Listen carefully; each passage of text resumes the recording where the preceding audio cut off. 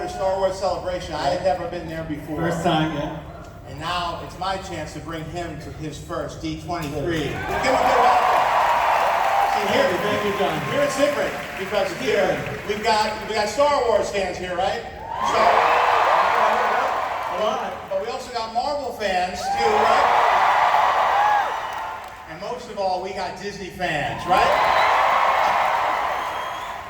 So, I want to introduce not just Dave to you, but I want to introduce to you the show, The Mandalorian.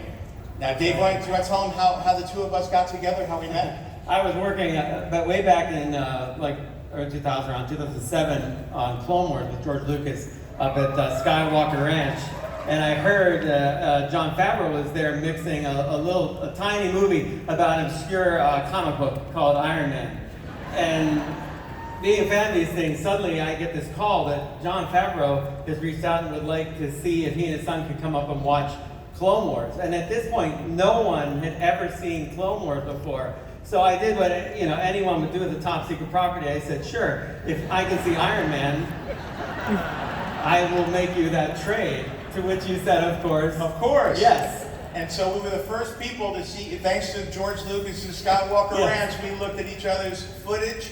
I said, if you ever need a voice on this show, and then they wrote the part Free Vizsla for me, and I was a Mandalorian. A Mandalorian. Yeah.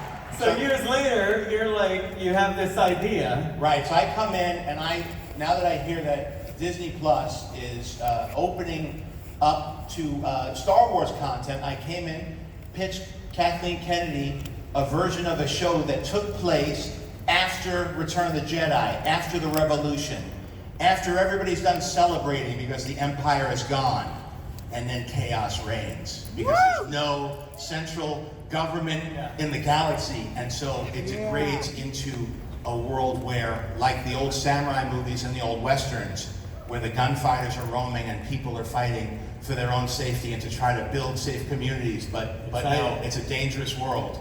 And I told them that I wanted the lead character to be a Mandalorian. Yes. And she said, do you know Dave Filoni? I said, I love Dave Filoni. Yeah. And she got us together, and we've been inseparable since. We've been hammering away at this. Making Mandalorian. For making Mandalorian, we did 8 scripts. You wrote one of them, I wrote a bunch of them. Dave directed, we got a bunch of new directors. He was writing them over Christmas. He'd send them to me. I'm like, I'm on break. But he was so excited, and then he'd send me a picture of his socks. It looked like Boba Fett. And he's like, I knitted these socks faster than you've read the script. I'm like, okay, I'll read the script. And then I read it, and I was like, what I love about it is it really felt like Star Wars to me. And I don't say that lightly. It was exciting. I've been looking for a way, and Kathy was trying to help me find a way to break into live action. And I gotta say, what a great mentor to have in John, a Disney legend, but a great filmmaker. So I've been incredibly fortunate to work with him on this exciting project. And so, thanks to Disney Plus, thanks to Lucasfilm, we were able to put together a production that stands up side by side with all the features. It's a whole new set of characters. So if you're new to Star Wars, it's a whole new storyline starting in a whole new time frame that hasn't been covered yet except in the extended universe. But if you are a Star Wars fan, we got you. Because we got, whether you like the prequels or the sequels or the original trilogy, the extended universe of Clone Wars, we got something for everybody. So much like when we did Iron Man, it was new characters for new people who might not have known about superhero films. If you knew the Iron Man books and you saw those movies, you knew that we were making those movies for you. So, and of course, it didn't become real until we got our cast. Yeah. Would you like to meet our cast? Let's do it. Let's bring them out. Let's bring them out. Here's the cast. We got Pedro Pascal.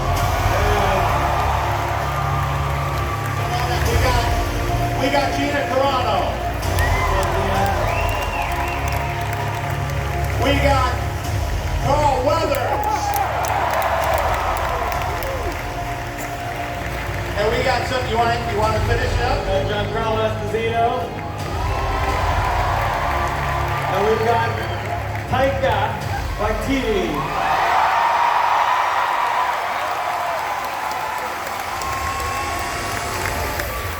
Do these people not look like they belong in the Star Wars universe? So I'd like to introduce everybody to you. Why don't you pose a question to them, Dave? Well, I don't know. People ask me this all the time when I started out, but what was it like, guys? What's it like? You are a part of the Star Wars galaxy. The Force will be with you always. So what is that like? Why don't you share with everyone? It's a dream come true.